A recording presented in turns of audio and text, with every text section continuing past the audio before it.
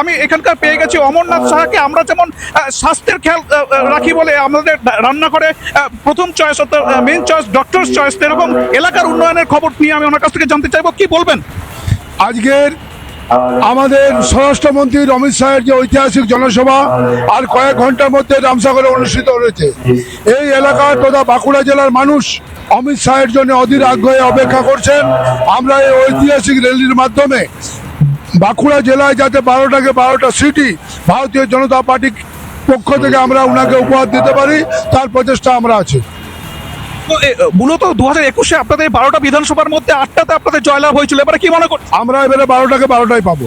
সামান্য জন্য কয়েকটা গেছিল, আমরা কিন্তু এবারে 12টাকে 12টা সিটি জিতবো, কোনো সন্দেহ নেই আমাদের। এইবারে 2021-এর যে প্রভাব, সেই প্রভাব যে অমিত শাহ এসেছিল এই মাটিতেই সভা করেছিল, তো এইবারে সেই সভার প্রভাব কতটা? সেই প্রভাব বিগত দিনের প্রভাব থেকে অনেক ছাড়িয়ে যাবে, কারণ বিগত 5 বছরে মমতা সরকারে যে কার্যকলাপ, যে কুকীর্তি, সে মানুষ আগে আমরা বুঝাতে পারিনি, মানুষ এখন নিজে নিজেই বুঝে গেছে। তারা অপেক্ষায় আছে 23 তারিখে ভোটটা দেওয়ার জন্য।